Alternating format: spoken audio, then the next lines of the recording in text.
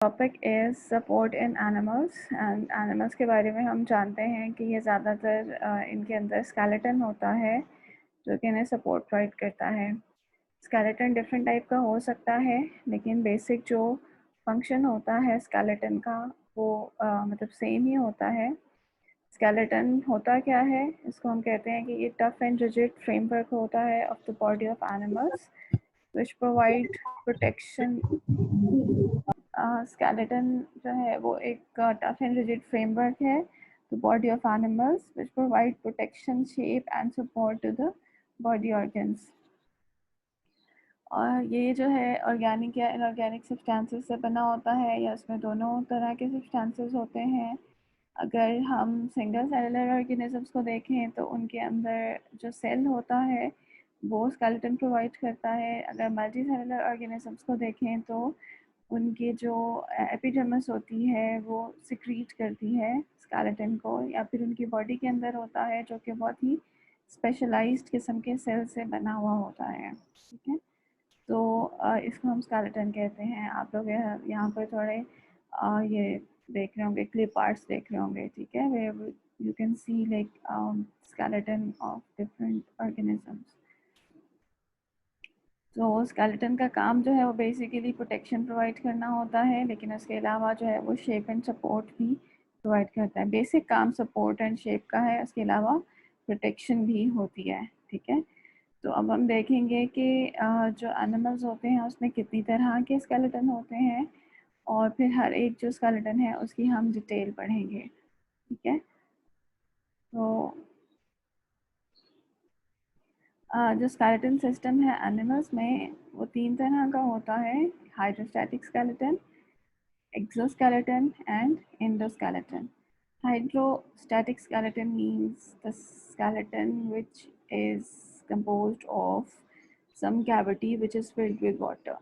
Okay, मतलब hydro से आपको पता है वाटर, एंड स्टैटिक मीन्स थोड़ा स्लो, और मोशन से ऑपोजिट हम कहते हैं इसको स्टैटिक, रुका हुआ बेसिकली। लेकिन ये केस में जो वाटर फिल्ड कैविटी है it is being responsible for providing movement and providing support. Hydrostatic skeleton क्या होता है? It is a core of liquid which is surrounded by a tension resistant sheath of longitudinal or circular muscles. Core of liquid means कि ऐसे organisms जिनके पास जो है वो rigid skeleton नहीं होता, तो उनकी बॉडी के अंदर जो कैविटी होती है either it can be gastrovascular cavity और इट कैन बी सलोमिक कैविटी, जो कि पानी से फिल्ड होती है या किसी भी लिक्विड से फिल्ड होती है, वो एक सपोर्ट का काम करती है। और उसके गिर्द जो है वो एक शीट होती है या जो बॉडी की स्किन होती है जिसमें लॉन्गिट्यूडनल और सर्कुलर मसल्स होते हैं। ठीक है, तो इससे जो है वो उनकी सपोर्ट भी होती है और मूवमेंट भी होती है। The skeleton provide support and resistance to the contraction of muscles so that motility results. ठीक है, तो जैसे आप इसकी एग्जांपल के लिए आप एक सिंपल बलून कंसिडर कर लें। जो बलून होता है अगर आप उसको लाइक एयर की बजाय चलें, लेट्स सपोज उसमें वाटर फिल कर लेते हैं आप।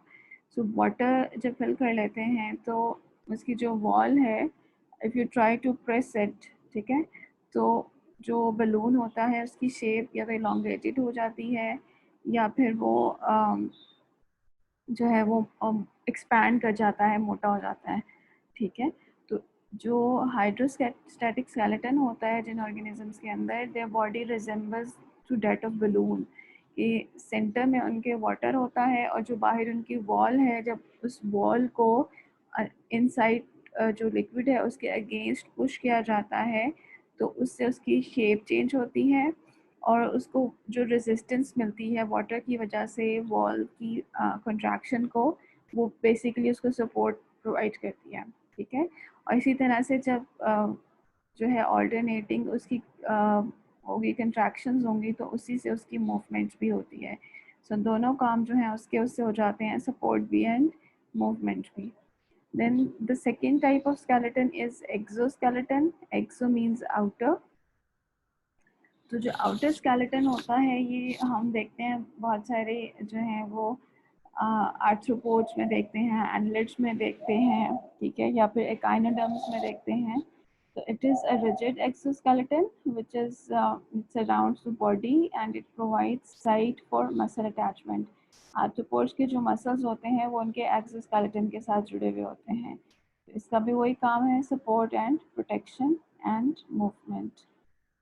फिर जो थर्ड टाइप है it is endoskeleton. Endo means inside, ठीक है. तो ये जो स्केलेटन होता है ये बॉडी के अंदर होता है. It is enclosed by body. इसको भी हार्ड बनाया जाता है विद मिनरल डेपोजिशन एंड इसकी एग्जांपल्स हैं आपके पास बोन एंड कार्टिलेज जो कि वर्टिब्रेट्स में होते हैं, ठीक है. और इसके अलावा जो है वो इनवर्टिब्रेट्स में भी कुछ हो सकते हैं, जैसे आपके पास स्पॉन्जेस होती हैं, स्पॉन्जेस के अंदर प्रेजेंट होते हैं, ठीक है. तो ये जो टाइप है ये आपके पास स्केलेटल सिस्टम की टाइप्स हैं, हाइड्रोस्टैटिक, एक्सोस्केलेटन एंड एंडोस्केलेटन. अब हम आगे जो है वो इसकी थोड़ी थोड़ी डिटेल्स पढ़ेंगे. आज हम हाइड्रोस्टैटिक और एक्सोस्केलेटन पढ़ेंगे. तो स्टार्ट करते हैं हम अपने हाइड्रोस्टैटिक स्केलेटन से. इसमें आपके पास आ जाता है सी एन ए मोन. पहले जो है वो सी एन ए मोन है आपके पास जो कि एग्जांपल है आपके हाइड्रोस्टैटिक स्केलेटन की. इसको आप देखें अगर तो it is a water filled cavity which ये देखिए आप इसका गट प्रेजेंट है यहाँ पर और इसके गिर्द आप दो तरह के रिंग मतलब मसल्स देख सकते हैं. एक तो ये रिंग है which is circular muscles and the other one is this one. These are the longitudinal muscles, ठीक है.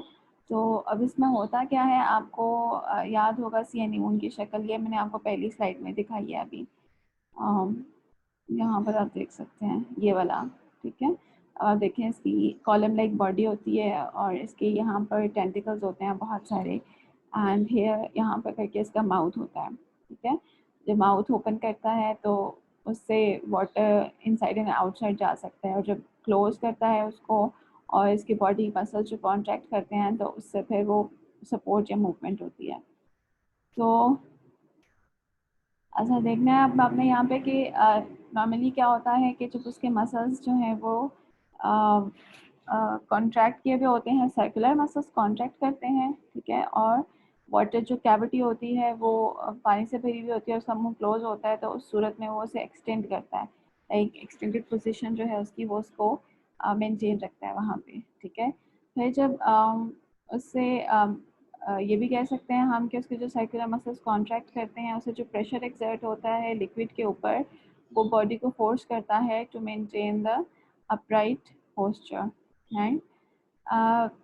फिर उसमें जब लॉन्गिट्यूडिनल मसल्स कॉन्ट्रैक्ट करेंगे तो उससे बॉडी क्या होगी. अब आप इमेजिन कर सकते हैं अभी जो मैंने आपको बलून वाले एग्जांपल दी थी कि जब आप लाइक एक आप इलोंगेटेड वाला बलून कंसिडर कर लो तो जब आप उसको इस तरह से प्रेस करोगे कि उसका जो सर्कमफ्रेंस है वहाँ से उसे प्रेस करेंगे तो वो इलोंगेटेड हो जाएगा, ठीक है.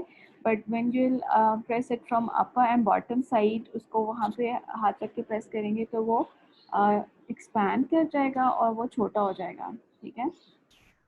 तो इस तरह से इसकी जो दोनों किस्म के मसल्स हैं जब वो कॉन्ट्रैक्ट करते हैं तो उससे जो बॉडी मूवमेंट होती है वो मतलब उससे बॉडी मूवमेंट मतलब होती है उनकी. आप देखें कि इसके किस तरह से वो मतलब alternatively circular and longitudinal muscles, आपको वो मसल्स तो नज़र नहीं आ रहे but you can imagine it कि किस तरह से वो लाइक एक दफ़ा शॉर्ट होता है फिर देन इलोंगेट करता है बॉडी को. तो this is how it moves. एक जगह से अपनी जो मतलब पोजीशन है उसको चेंज करता है और दूसरी जगह पे जाने के लिए इस तरह से वो अपने मसल्स को करता है, मूव करता है. सो लाइक ये बहुत ही सिंपलेस्ट सी एग्जांपल है इसकी, ठीक है, जिसमें मतलब बहुत आप वो नहीं देख सकते कि बहुत कोई खास साइंस इसमें इन्वॉल्व नहीं है. सब ये कि कैविटी है उसी के मसल्स हैं जो कि कॉन्ट्रैक्ट कर रहे हैं और उसकी मदद से ये मूव कर रही है. ठीक हो गया. लाइक लोअर से जब हम स्टार्ट करते हैं तो सेकंड जो फाइलम होता है उसमें नेडेरिया उसमें होता है, ठीक है. और आपको पता है इसमें नेमाटोसिस्ट वगैरह होते हैं ये। चलें, जो सेकेंड टाइप है आपके पास वो अर्थवर्म की है। अर्थवर्म जो है जो एनालिड से बिलोंग करते हैं। एनालिड की भी मतलब इसी तरह से होती है, उसकी बॉडी आपने देखी हुई है कि लेकिन उसकी बॉडी की स्पेशल बात ये होती है कि उसमें सेगमेंट्स होते हैं, ठीक है। तो हर जो बॉडी है उसका जो एक सेगमेंट है वो एक वाटर फिल्ड कैविटी का रोल प्ले करता है। इसी तरह से इसकी बॉडी की सराउंडिंग्स में भी दोनों किस्म के मसल्स होते हैं, सर्कुलर और लॉन्गिट्यूडिनल। और जब वो कॉन्ट्रैक्ट करते हैं ऑल्टरनेटिवली तो उससे लाइक जैसे आप एक रिदमिक मूवमेंट देखते हो, अर्थवर्म को चलते हुए देखते हो, तो वो जो मूवमेंट है वो भी इसी तरह से प्रोड्यूस होती है इसकी, ठीक है। ये तो आपको एक स्टिल पिक्चर देख सकते हैं आप कि ये इस तरह से लाइक ये आपकी लेफ्ट साइड पे मूव कर रहा है। यहाँ पर आप देखें कि यहाँ पर इसके जो है वो लॉन्गिट्यूडिनल मसल्स जो हैं वो कॉन्ट्रैक्ट किए हुए हैं, तो ये मतलब एक्सपैंड होया हुआ है। यहाँ पे इसके सर्कुलर मसल्स कॉन्ट्रैक्ट किए हुए हैं तो ये शॉर्टन हो गया है और इलोंगेटेड हो गया है, ठीक है। तो इसी तरह से इसकी जो है वो बॉडी के अंदर पोर्शंस होते हैं जहाँ पे कहीं पे मतलब सर्कुलर मसल्स कॉन्ट्रैक्ट किए होते हैं, कहीं पे जो है वो लॉन्गिट्यूडिनल मसल्स कॉन्ट्रैक्ट किए होते हैं। अब आप देखें पहले यहाँ पे ये इसके मतलब एक्सपैंड होया हुआ था और यहाँ पे इसके लॉन्गिट्यूडिनल मसल्स कॉन्ट्रैक्ट थे। देन जो है वो सर्कुलर मसल्स कॉन्ट्रैक्ट करेंगे एंड वो इलोंगेट हो जाएगा, ठीक है, and it will move forward, यहाँ पर आ रहा है। देन इसी तरह से बाकी जो बॉडी है उसके अंदर जहाँ पे ये पहले शॉर्टन था वहाँ से एक्सपैंड हो जाएगा। तो इसी तरह से करते करते जो है वो इसकी जो बॉडी है वो आगे की तरफ मूव करती है। देखें आप लोग यहाँ से ये नेक्स्ट टाइम मूव कर रहा है तो यहाँ पे देख सकते हैं पहले यहाँ पे ये मोटा हो गया, ठीक है, यहाँ पे एक्सपैंड कर गया। देन ये अगेन जो है वो कॉन्ट्रैक्ट करते हैं इसके सर्कुलर मसल्स और ये बिल्कुल पतलू सा हो जाता है आगे से, ठीक है। ये बिल्कुल इलोंगेट कर दिया यहाँ से। तो इस तरह से जो है इसकी बाकी जो बॉडी है वो भी इसी तरह से इसके साथ साथ मूव कर रही है। तो ये जो मतलब इसमें सारा जो फिनोमेना है वो सारे का सारा हाइड्रोस्टैटिक स्केलेटन का आता है। The second portion of our lecture is exoskeleton. या आप डायग्राम देखेंगे क्या कह रहे हैं उसको।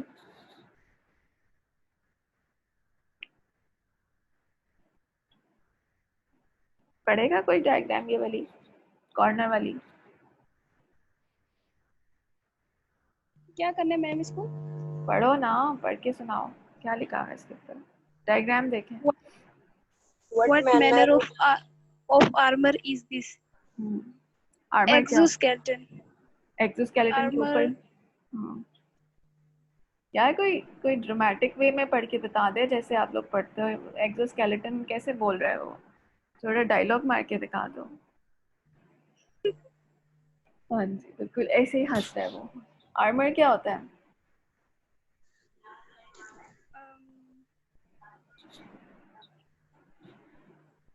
मारने का तरीका। नो। मैम जो कवरिंग होती है ऊपर।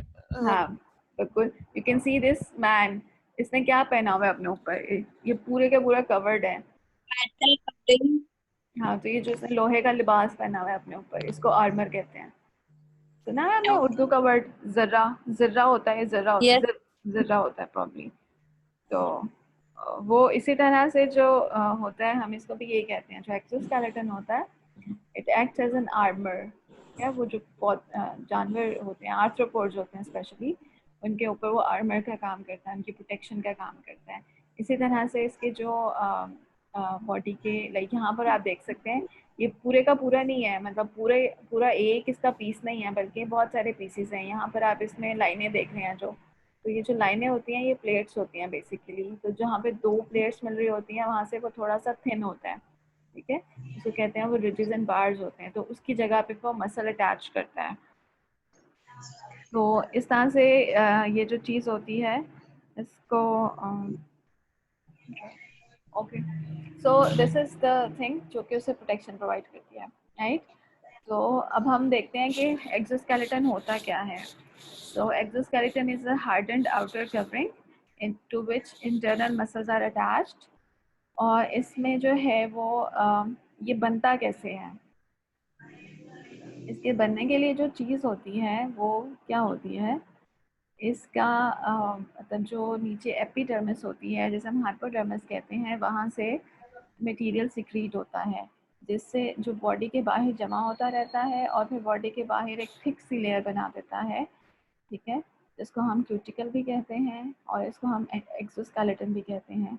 ये इनर्ट होता है, मतलब नॉन रिएक्टिव होता है एंड नॉन लिविंग होता है, which is secreted by ectoderm, या हम इसे एपिडर्मिस भी कहते हैं। जो इसकी कॉम्पोजिशन होती है उसमें दो तरह की चीज़ें होती हैं, आप देख सकते हैं यहाँ पर। Here you can see it's diagram.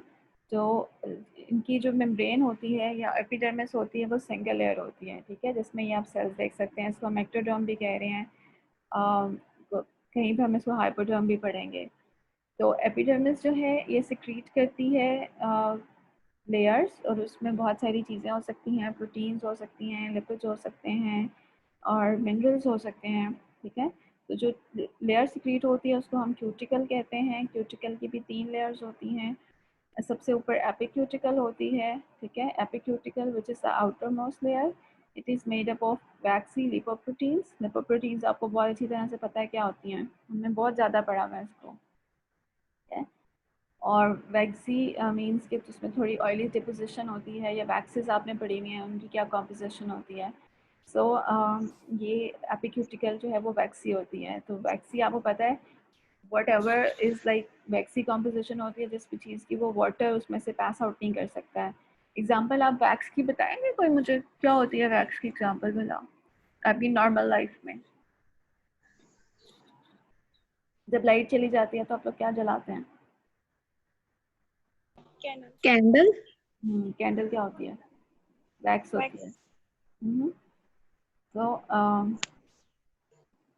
ये जो है ये प्रोवाइड करती है, एक बैरियर प्रोवाइड करती है, ठीक है, जिसमें वाटर जो है वो पेनिट्रेट नहीं कर सकता। और उसके अलावा फिर ये मतलब एक कॉन्टैक्ट लेयर होती है, तो उससे माइक्रो ऑर्गेनिजम्स भी एंटर नहीं हो सकते हैं। So it also serves as a barrier रुकावट to for micro organisms to enter into the skin, या वो उसमें एंटर नहीं हो सकते हैं। फिर जो सेकेंड लेयर है वो प्रोक्यूटिकल है। प्रोक्यूटिकल की भी फर्दर आप 2 लेयर्स देख सकते हैं। एक एक्सोक्यूटिकल है जो कि काइटिन और टफ लेदरी मटेरियल से बनी हुई होती है। इसमें पॉलीसेक्राइड्स होते हैं और बहुत सारी किस्म की प्रोटीन्स होती हैं, ठीक है। Yes ma'am. काइटिन आपको पता है किस चीज़ से बनी हुई होती है, क्या होती है? एक प्रोटीन होती है, टफ प्रोटीन होती है। इस तरह से पॉलीसेक्राइड्स की आपने बहुत सारी टाइप्स पढ़ी हुई हैं। तो इसके अंदर जो भी चीज़ इसको जो है वो कर सकती है, हार्ड कर सकती है, दे secreted from the cells of the epidermis and they make it thick and hard. इस तरह से it is further hardened by sclerotization and calcium carbonate impregnation. Hardened means उसको मज़ीद सख्त बनाया जाता है। Sclerotization क्या होती है? Sclerotization हम कहते हैं कि जो इसमें प्रोटीन्स होती हैं वो क्रॉस लिंक करती हैं आपस में। You might remember this word cross link from the cell wall composition of bacteria.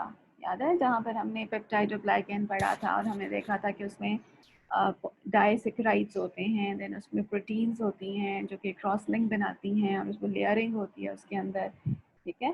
तो इसी तरह से स्क्लेरोटाइजेशन का मतलब होता है क्रॉस लिंकिंग ऑफ प्रोटीन। इसमें जो प्रोटीन्स होती हैं, अब आपको पता है नॉर्मली आप देखें like if they are present singly, balloon कोई बॉल्स पड़े हुए हैं, आप उसको सिंगल सिंगल पड़े हुए हैं, तो then you can move any one, कहीं कहीं पे भी आप उसको मूव कर सकते हैं। लेकिन अगर आप उनको लिंक कर दें और जोड़ दें एक दूसरे के साथ, तो फिर वो एक थोड़ा स्ट्रॉन्ग और हार्डर स्ट्रक्चर बना देते हैं। तो उसमें से फिर आप किसी एक को मूव नहीं कर सकते, मूव करेंगे तो सारे मूव होंगे एंड उसके लिए ज़्यादा फोर्स लगानी पड़ेगी आपको, ठीक है। तो इस तरह से ये जो प्रोसेस होता है स्क्लेरोटाइजेशन का, ये भी उसे हार्ड करता है। And then calcium carbonate impregnation के सेल्स जो हैं वो कैल्शियम कार्बोनेट सिक्रीट करते हैं। एंड बिकॉज लाइक ये मिनरल होता है तो मिनरल्स तो वैसे ही लगा हुआ होता है, हार्डनिंग प्रोवाइड करते हैं। तो ऑल दीज थिंग्स जो हैं वो इसको बहुत ज़्यादा थिक बना देते हैं, जो कि आप यहाँ पर इसमें देख सकते हैं। आप देखते हैं क्रैब्स में, लॉबस्टर्स में बहुत ज़्यादा थिक किस्म का होता है। इस तरह से काइनोडर्म्स होते हैं, जैसे आपको याद होगा वो नॉटिलस देखते हैं आप, या फिर और चीज़ें होती हैं उसमें काफ़ी जो है वो थिक किस्म का होता है, ठीक है। अच्छा, अब हम इसके एग्जांपल्स देखते हैं। तो एग्जांपल्स में उसकी जो सिंपलेस्ट टाइप होती है वो mollusks में होती है। mollusk आपको पता है जो हम सॉफ्ट बॉडीड एनिमल्स होते हैं हमारे पास, इसमें स्नेल्स आ जाते हैं, स्लग्स होते हैं, या फिर वो जो सीपियाँ होती हैं पानी में जिनको हम बायोवाल्व्स कहते हैं, ये हो सकते हैं। ये सिंपलेस्ट टाइप होता है। इसमें जो इनका जो शेल होता है वो 1 से 2 पीसेस का बना होता है। स्नेल में आप देखें 1 पीस होता है। और जो सीपियाँ होती हैं, हमें पता है जैसे मोती बनते हैं जो खुलती हैं बड़े ड्रामेटिक वे में, वो जो हैं वो 2 उसमें शेल के पार्ट्स होते हैं जिनको हम बायोवाल्व कहते हैं। ठीक है, तो इनके भी जो शेल्स होते हैं उसमें कैल्शियम कार्बोनेट होता है जो कि बहुत ज़्यादा इसको स्ट्रॉन्ग करता है। लैंड स्नेल्स जो होते हैं इसमें बहुत हार्ड मटेरियल्स नहीं होते। आई थिंक इसमें कंपैरेटिवली अभी अभी हमने जो भी मटेरियल पढ़े हैं जो कि किसी भी शेल को हार्ड कर रहे हैं, उसमें इसकी कंसंट्रेशन कम होती है। तो आपने देखा है जो लैंड स्नेल इनके जो शेल्स होते हैं वो आप इजीली क्रश कर सकते हैं, तो वो मतलब बहुत ज़्यादा हार्ड नहीं होते हैं। देन एक और इनका जो पार्ट है वो है सॉफ्ट पार्ट, सॉफ्ट मतलब ग्रोथ रिंग्स आप देख सकते हैं, बिकॉज ये हम हर साल इसमें ग्रोथ होती है। तो इनका सॉफ्ट जो एनिमल होता है वो ये आप देख सकते हैं, पहले यहाँ पर था, फिर ये, फिर ये रिंग्स बनी हुई हैं।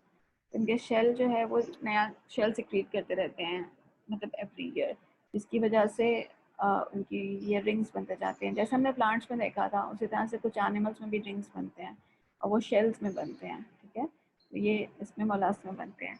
इसी तरह से फिर दूसरी एग्जांपल आर्थ्रोपोड्स की है, जो कि जैसे हम कहते हैं जॉइंटेड लेग्स वाले इंसेक्ट्स होते हैं। तो ये इसके ऊपर जो स्केलेटन होता है ये कॉम्प्लेक्स फॉर्म होती है जिसमें बहुत ज़्यादा डिफरेंट किस्म के मटेरियल्स होते हैं। अच्छा, अब इसका क्या है नुकसान, इसका क्या है कि नुकसान नहीं कह सकते, आई मीन ये कह सकते हैं कि जी ये बिकॉज आप देखते हैं बहुत हार्ड होते हैं, तो इसके अंदर जो सॉफ्ट बॉडी होती है उसको थोड़ा इनसाइड रहने में थोड़े प्रॉब्लम्स पेश आ सकते हैं। तो वो उन्होंने अपने आप को इसके अंदर रखने के लिए बहुत सारी अडेप्टेशंस की हुई हैं, जैसे फर्म ब्रिजेस एंड बार्स, जैसे मैंने अभी बताया आपको कि ये जो इसका स्ट्रक्चर होगा जहाँ पर ये जहाँ पर इसकी प्लेट्स मिल रही हैं एक दूसरे के साथ, दिस पार्ट, ठीक है, यहाँ पर ये देख सकते हैं आप। देन इसके जो जॉइंट्स हैं, तो जहाँ जहाँ से इसकी प्लेट्स, इसकी स्केलेटन की प्लेट्स मिलती हैं वहाँ से वो मसल अटैचमेंट की साइट प्रोवाइड करते हैं। ठीक है, वहाँ पे थिक स्केलेटन नहीं होता बल्कि थिन स्केलेटन होता है और सॉफ्ट एंड उसमें फ्लेक्सिबल जॉइंट्स होते हैं। ठीक है, इसके ये जो जॉइंट्स भी देख सकते हैं, तो जहाँ पर मतलब इसके 2 पार्ट्स मिल रहे हैं वहाँ से ये, जैसे यहाँ पर इसका एक पार्ट ये है, तो जो मिल रहे हैं जहाँ पर वो बहुत सॉफ्ट एंड थिन होगा, जिसकी वजह से फ्लेक्सिबिलिटी मिलती है इनको और फिर उसकी वजह से ये मूव कर सकते हैं। ठीक है, इसी तरह से अपनी सराउंडिंग्स में रहने के लिए, वहाँ से लाइक स्टिमुलस लेने के लिए इनकी जो बॉडी है ज़्यादातर इंटीरियर साइड पे बहुत सारे इनके पास रिसेप्टर्स होते हैं। जैसे आप देख सकते हैं आइज़ हैं, फिर ये ब्रिसल्स होते हैं, एंटिना होते हैं, तो ये भी इनकी मॉडिफिकेशंस हैं। इसी तरह से गैसेस एक्सचेंज के लिए मॉडिफिकेशंस होती हैं। गैसेस एक्सचेंज के लिए आपने शायद वो चैप्टर नहीं पढ़ा, लेकिन इस तरह से आप कंसिडर कर लें कि जैसे इनकी बॉडी वॉल है तो यहाँ से इनकी कुछ पतली पतली पाइप्स जा रही होंगी। ये जो स्ट्रक्चर है ये ओपनिंग होगी यहाँ पे, तो इनका जो शेल होता है उसमें कुछ ओपनिंग्स होती हैं जिनको हम ट्रैकियल ओपनिंग्स कहते हैं। ये जो चीज़ जा रही है ये ट्रैकिया है और ये यहाँ पर मसल्स में जाएगी। ठीक है, इस तरह से। और जो मसल्स होते हैं यहाँ पर गैस एक्सचेंज होती है। तो कार्बन डाइऑक्साइड जब ये कंप्रेस करते हैं बॉडी को, ये एक्सपैंड करते हैं, तो ये जो ओपनिंग्स होती हैं, पोर्स होते हैं, यहाँ पे ये खुल जाते हैं। तो यहाँ से इनकी जो होती है कार्बन डाइऑक्साइड रिलीज होती है या ऑक्सीजन जो है वो इनटेक करते हैं। ठीक है, तो this is how they have been adapted to live inside a shell. Finally हम देखते हैं कि जी इनका जो स्केलेटन है, अभी हमने देखा कि जी वो थोड़ी सी प्रॉब्लम्स हो जाती हैं उसके अंदर। वो सबसे बड़ी प्रॉब्लम क्या होती है कि it exerts limitation to grow. अब वो तो बहुत थिक होता है, अंदर जो सॉफ्ट बॉडी होती है वो एक दफ़ा बड़ी हो जाती है, लेकिन फिर वो मज़ीद बड़ी नहीं हो सकती है। तो उसको मज़ीद बड़ा होने के लिए जो है वो अपना शेल उतारना पड़ता है ऊपर से। इस प्रोसेस को हम एक डाइसिस कहते हैं या फिर हम मोल्डिंग कहते हैं इसको। ठीक है, तब टू रिमूव द शेल, ये देखें आप, इसमें ये जो कीड़ा है ये इसके अंदर इसने अपने ऊपर वाली जो शेल है वो उतार दिया है, तो अंदर से सॉफ्ट सा एनिमल जो है वो इमर्ज हो रहा है। तो ये जो है इसको, इस प्रोसेस को हम एक्डाइसिस कहते हैं। एक्डाइसिस की काफ़ी सारी स्टेजेस होती हैं, मतलब 4 स्टेजेस होती हैं बेसिकली। अभी आपने उसकी एपिडर्मिस देखी, तो उसकी एपिडर्मिस में जो ग्लैंड्स होते हैं वो एंजाइम्स रिलीज करते हैं जो कि इसकी ओल्ड क्यूटिकल को जो है उसमें एंडोक्यूटिकल को डाइजेस्ट करना शुरू कर देते हैं, ठीक है। और उससे फिर जो हाइपोडर्मिस और एक्सोस्केलेटन होती है वो दोनों सेपरेट हो जाते हैं, राइट।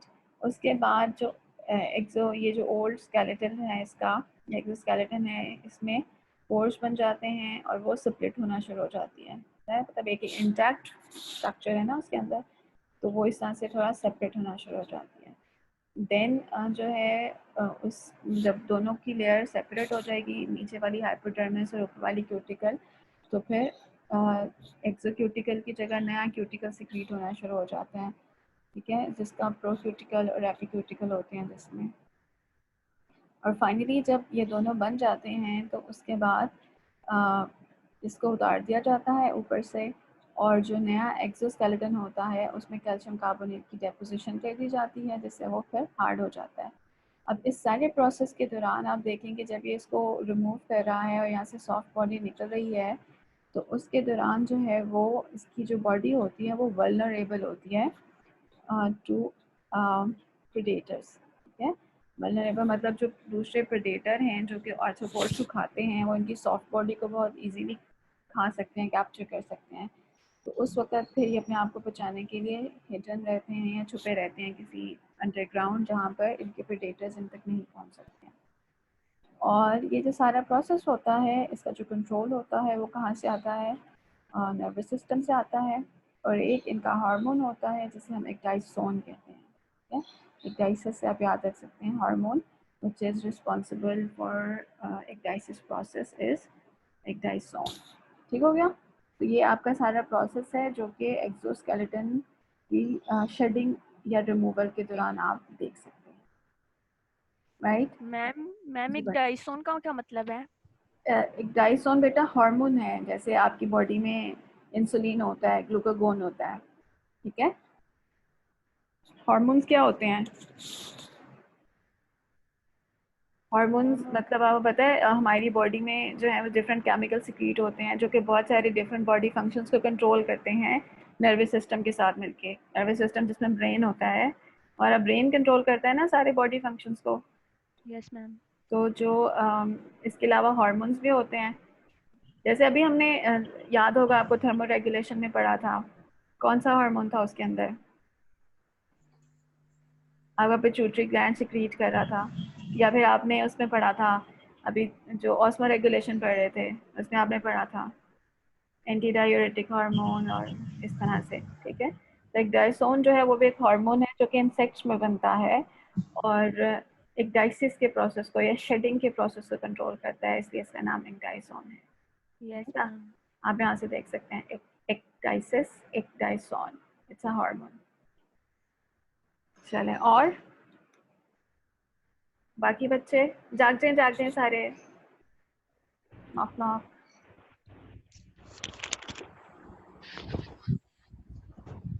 चलें पूछें या फिर आप